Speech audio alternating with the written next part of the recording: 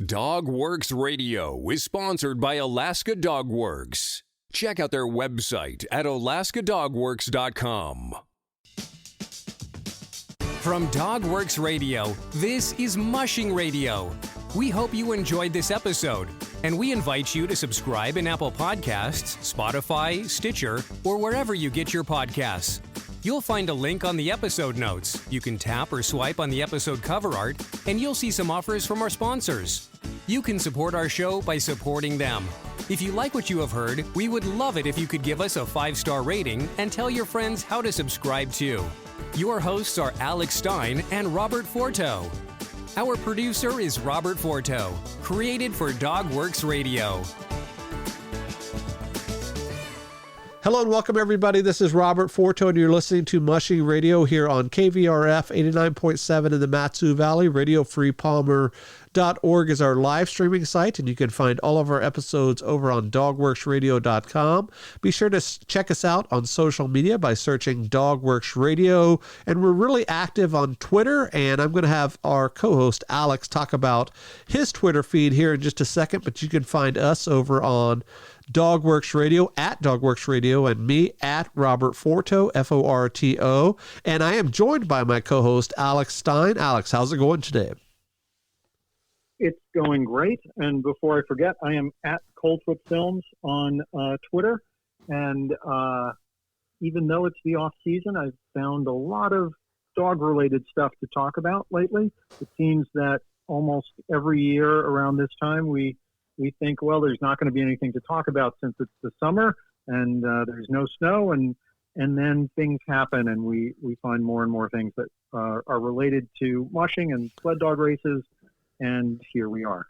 You know, Alex, we've talked about this a bunch on the show where, like a lot of other professional sports, the National Football League to be included, this has now become a year-long sport where something happens throughout the year. You know, the Iditarod and the Quest happened in March and February, respectively, and after that, we would think that there will be a lull or a rest period, but that's not necessarily the case. Things are happening in the off season, and here we are in the middle of summer talking about some plans that are being made for next year, because we're in a really interesting time still. Everybody knows that we're in the pandemic and sort of ebbing and flowing with restrictions, and are we able to travel, and will there be a season, will there not be a season, will people be able to come over to race?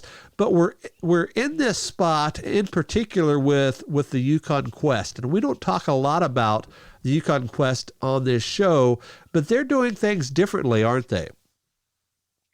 They really are, and part of it is because of the pandemic, and part of it also is that the Quest has been having some financial challenges, let's say, in the past couple of years. Last year, there were only 15 teams who entered the Yukon Quest, the long Yukon Quest, the 1,000-mile race, as opposed to the Yukon Quest 300, and that was the lowest number of teams that had started the Quest ever. So there was, even before the pandemic really hit, there was a lot of concern about what was going on with the Quest and how to make the Quest more financially viable.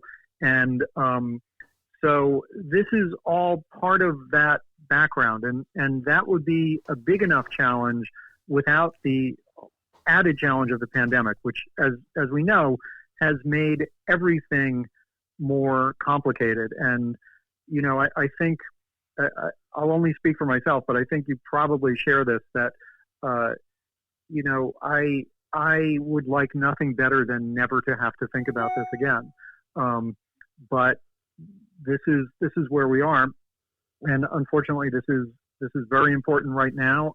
And I think it's going to remain very important for the next period of time. And we're sort of still at the beginning of this and trying to figure out, like, you know, how to do things safely, how to do things in a way that they make sense. So we're going to be dealing with this, I think, for quite a while. The Yukon Quest The Yukon Quest is a heck of a lot different than the Iditarod in the structure in just about every way, with the exception of it being a 1,000-mile race, like its other race here in Alaska. And one of the big things that you had already mentioned was the financial commitments to this. We talked about in a show that we did just a few weeks ago about the signups for the 2021 Iditarod is already well over 50 entrants, and here we are with the Quest. They only had 15 entries last year. That's a big difference between the two races, and as you mentioned, they there's some struggles financially with the Quest. I know that they did a fundraiser here just a couple of months ago, sort of a GoFundMe crowdfunding type program where they were trying to get just $10,000, and they said if we cannot get this, we may not be able to hold a race again. I find that that's really, really interesting because there's so much press and so much excitement from fans and from the media about the Iditarod, but the Quest does just not get that, do they? No, they don't. And, the Quest has kind of a special place among mushers and among fans, and that there are, although it's the same approximate length, there's a lot more challenging terrain in the Quest.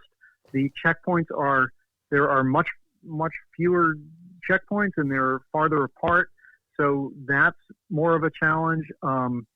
And every year we hear about teams who stall out going over one or the other of these summits. So it's considered to be a more challenging trail. Obviously, going 1,000 miles on it with a dog team is challenging, even if it's just flat and it's relatively easy. But I think that the Quest is generally looked at as a more technically challenging and in some ways harder race to run than the Iditarod. And this year, or for next year, they have, I think normally they would be accepting entries already, but they've decided that they are going to wait until September when they can firm up their plans and let people know exactly what they're going to do. And under the circumstances, I think that's probably a good decision. It is. And we're going to talk about some of the differences that they're doing this year compared to last. But let's stay with this coverage of the Quest for just a second, Alex.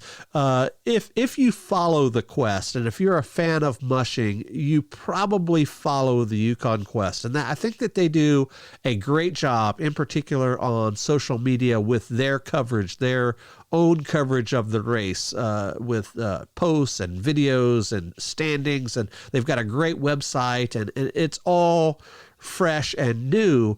But from a fan's perspective, at least the greater majority of fans do not follow this race like they do Iditarod. Strictly speaking, from a fan's perspective on your side, Alex, what do you think the big struggle is with this race compared to Iditarod? It's interesting because part of me wants to say that it is a more remote area. But then again, the Iditarod is a very remote, it takes place in very remote areas. So I think that it's, I'm not really sure. I think that maybe the fact that it came along after, the Iditarod had already been established and up and running for a few years by the time the Quest was launched. That might be part of it. It's never quite captured the imagination the way Iditarod has. And what the Quest usually does is it will go from Fairbanks to Whitehorse one year, and then from Whitehorse to Fairbanks the other. And maybe part of it is also that while Anchorage is not a huge media market in terms of the entire U.S., certainly in Alaska, Anchorage is the largest media market, the largest city, and maybe having the start and finish in Fairbanks and in Whitehorse those are much smaller cities. So maybe that's part of it as well. I agree with you. And here in the Anchorage market, they have, the nightly coverage of Iditarod on, I believe it's on the CBS affiliate, where they have folks out on the trail and they do daily reports and all of that. It's much more of a media event. Would you sort of equate this, Alex, to sort of like football fans and hockey fans? Both of them have, their allegiances and they're diehards for their teams and, they love their sport. Would you think of it sort of that way, whereas the Quest would sort of be like, I don't know, hockey or soccer on TV compared to like the National Football League or baseball? Or would you think it would be something different? I think that's a good analogy. Another good analogy might be to think of the Quest as like a smaller market team, to think of the Quest as like the Green Bay Packers as opposed to, the Dallas Cowboys or a team like that, or maybe even looking at it as, it's perceived sometimes to be like a minor league event compared to the Iditarod, which is, thought of as the Super Bowl and the World Series and all of that. And that's, I almost hesitated to say, as I was saying that, I thought, oh, does this sound awful? Because it might, because I don't think of it as a minor league event, and certainly anyone who is able to compete in the Yukon Quest and finish the Yukon Quest that is not a minor league achievement. That is a big, honking major league achievement. But I think there's a bit of a perception that it's not as important. And I'm not quite sure where that comes from. There is a lot of mythology about the Iditarod and about Joe Reddington founding the Iditarod, and there maybe just hasn't been as much of people thinking about the Yukon Quest that way. Yeah, I agree with you, and it's tough to put a figure on it. I'm sure we could probably debate this over and over again. But let's talk about some of the challenges that that is facing the Yukon Quest as we move into 2020. We talked about the travel restrictions, and as of right now, when we're recording this, they have postponed the signups or the entries for the Quest until September. And we talked about it in a previous show about how folks want to get those entries in now so they can start thinking about their season that's upcoming and fall training and traveling to Alaska and all of that. But what's really interesting, in early June, I believe it was, the Yukon Quest announced that they're going to do something a little bit different. Is they're not going to hold a 1,000-mile race, but they're going to hold 2 separate shorter races. And at the time we're recording this, they have not announced exactly what they're going to do with that. But from my understanding, that they're going to have a race that starts in Fairbanks, and they'll probably do something very similar to what they do in the Yukon Quest 300, where they'll go over a couple of the mountains there and then turn around in Central or Circle and come back to Fairbanks for a finish. And then on the other side, where they will go from White House and potentially to Dawson and back for the other side. So it'll be 2 separate races, potentially of 400 or 500 miles apiece, and attempt to put that on. And one thing that I want to mention before we talk about this a little bit is the Quest business structure is a little bit different than most organized sports. Is they have an American arm where they handle, it literally is 2 different businesses. They have an American arm of the Quest, and then they have a Canadian arm of the Quest. And both of them not only work independently, but they also work together to try to put this race on. But I think that's one of the big struggles from a business perspective, is having these 2 separate entities trying to accomplish one goal. It sounds like, kind of a construction firm setup, where you have, this overall goal of building a house, but you have these 2 very competent subcontractors putting everything together to try to reach that goal. What do you think about that structure, first off, Alex? And then secondly, what do you think about trying to pull off two major races in the climate that we're in right now, and in particular, the financial climate that the Yukon Quest is under? It's going to be a very big challenge for them. And as someone who really enjoys the Yukon Quest and has loved following the Yukon Quest, I am hopeful that they're able to pull it off. It's harder to. I think there's a saying in the movie industry where people say, well, it's as hard to get a small budgeted movie made as to get a large budgeted movie made. That the physical process of making the movie is hard. And I think there's some similarities to that in sled dog races, that it's hard to do something. It's hard to put on a race. And I think you know this as someone who's organized races before, that there's a lot of stuff that goes into it, and especially getting something off the ground the first year or reorganizing something in a major way. So I think it's hard enough to do one of these well, and to do two of them just puts an extra burden on them. The fact that it's two different organizations essentially maybe will make that a little bit easier. But the one thing I wanted to mention too is that I think a large part of what's motivating this new strategy is just not being sure what's going to be going on in February with the U.S.-Canadian borders. And, we in the past have not really thought of the border between Canada and the U.S. as being a terribly important thing. And as we saw at the end of Iditarod, Canada moved to close their border to a lot of inessential travel shortly after Iditarod, and there were a number of teams that were struggling to get across the border so that they could return to the lower 48. And there was one team, I forget which team it was, but there was a team where the musher had flown home and the handler was with the truck and was turned away at the border. And while it in the past hasn't been a big deal for the border crossing during the Yukon Quest, it still is a border crossing, and people still were required to have passports and to have their paperwork in order.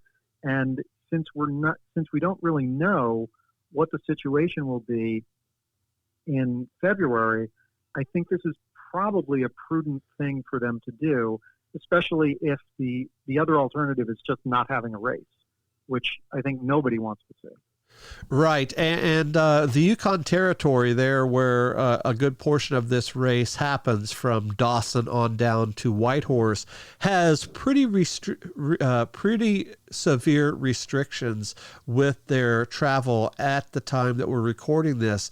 As of right now, you're not able to stop for any amount of time in the Yukon. So, for example, you cannot spend the night, I don't believe. You can only stop for essential services such as gas or meals or whatever. I had a good friend that is moving down from Alaska to Oregon, and he had to pretty much just pack up the truck in Alaska and boogie all the way down to the border crossing there in Montana, because he was unable to spend any amount of time in Canada to do anything else other than pass through.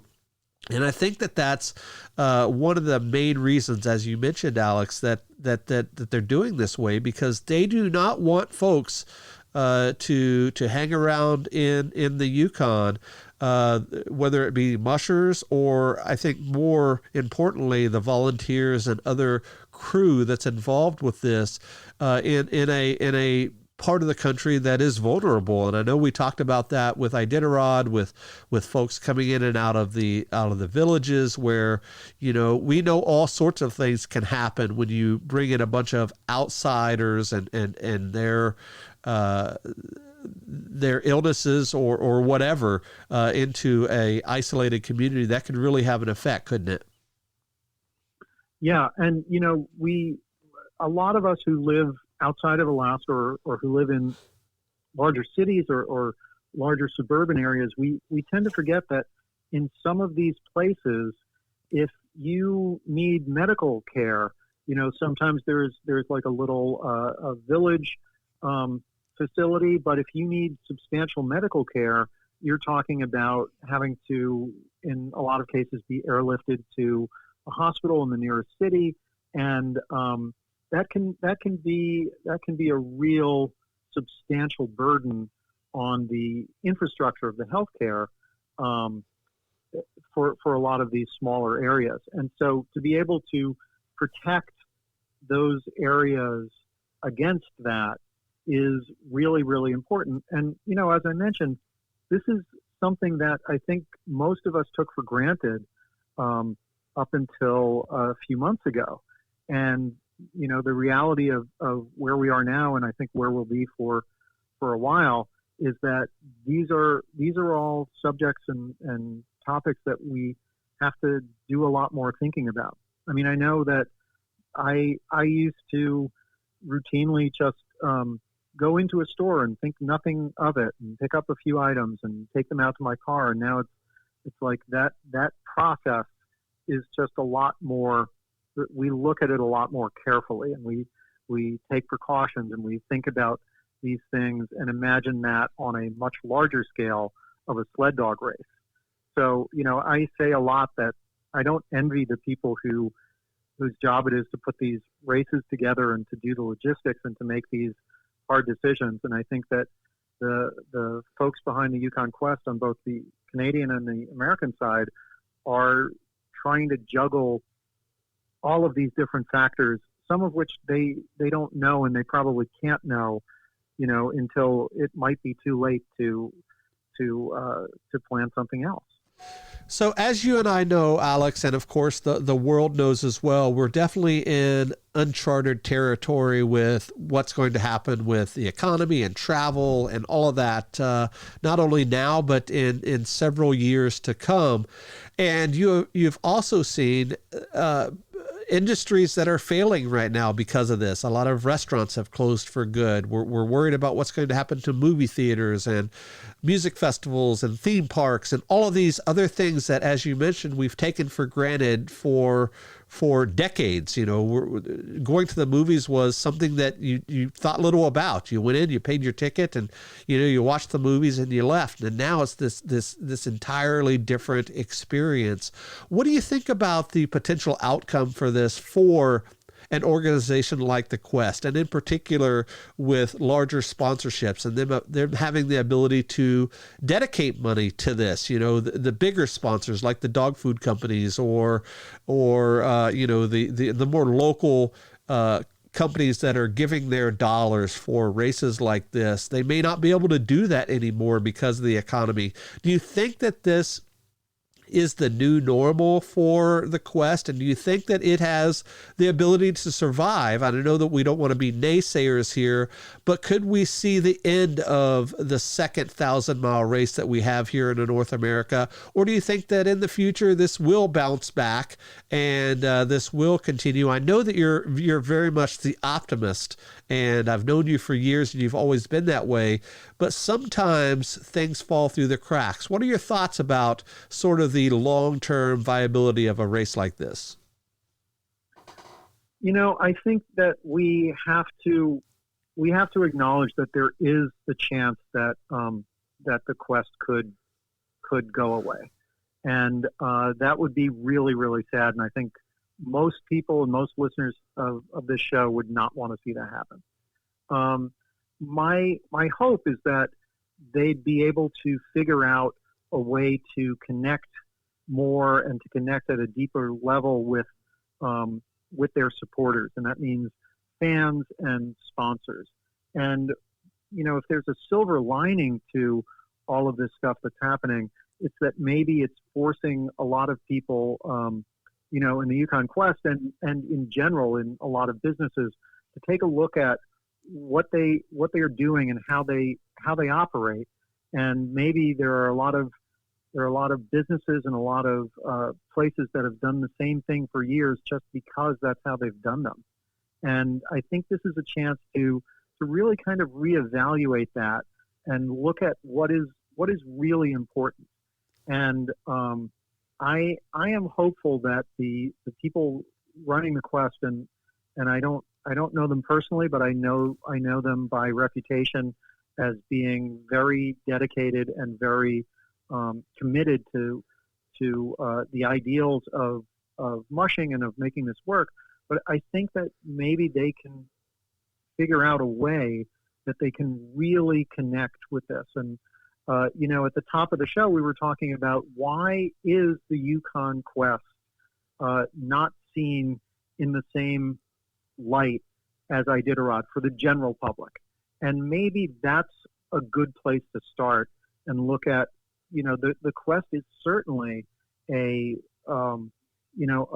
event that is worthy of a great deal of respect and a great deal more attention. And maybe in figuring out how to get that attention and respect, they'll also be able to find a way to, to really shore it up financially and make it more workable. So that's my hope. But I do think it is possible it could go away. And I think all of us who are fans of mushing would want it to not go away. So, Alex, I've done this in the past. I'm going to put you on the spot here. Again, from a fan's perspective, if you were in the driver's seat, what could they do in the current climate to attract people that are sort of in the same boat that you are? They're fans of mushing. They're fans of Iditarod. We know about the ugly dogs with Iditarod and their coverage with the Q-Paws event and all of that's happened in the last few years. What would you do if you had the keys to the kingdom, so to speak, for the Quest? I would first of all find someone or a group of people to do a series of nightly and weekly broadcasts on social media, like video chats with mushers, people talking about various things about the Yukon Quest and the history of the Yukon Quest and some of the people who run the Quest in the past and the people who won the Quest. And I would just really make a point of having a lot of really short pieces of video content, and then maybe once a week or once a month having like a longer video where people could really go in depth about the Quest and about issues related to mushing. And I think that would be something that would attract a lot of attention, and potentially that might even be something that people would be willing to pay a small amount of money per month in order to have access to it. So sort of like almost a Patreon model to it. And I think that would be where I would start. That sounds like a good idea, sort of like the Iditarod Insider and their program. I think could definitely work for the Quest. Alex, we have just about a minute before we run out of time here. Tell us about your new book and offerings and where folks can buy it. Yeah, so I have a new book called Tales from the Trail, short fiction about dogs, mushing, and sled dog races, which grew out of a series of stories that I did and released audio recordings during Iditarod. It's 21 and a half stories, and about a third of them are brand new since the end of Iditarod, and it is available on Amazon.com as a paperback, Kindle edition, and soon an audiobook. Excellent. And we'll put some links on there for sure. Interesting, Alex, you said 21 and a half. What is that half? What is that half story about? So there's well, it depends on how you look at it, but there's the last piece in the book is called About the Typeface. And I don't know if you've ever read books towards the end, and they have like this paragraph where they describe the history of the typeface. And so I made that up. Okay. And put it like in terms that were more about dogs than about type. Excellent.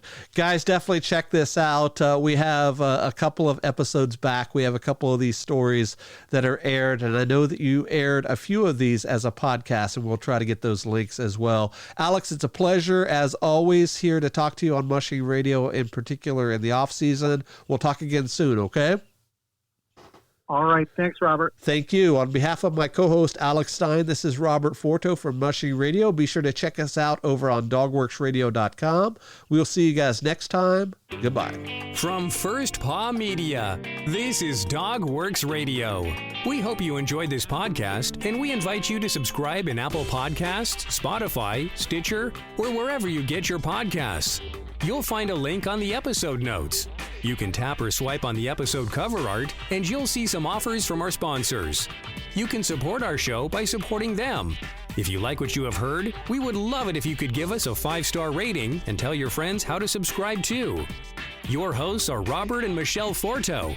Our producer is Robert Forto and created for First Paw Media.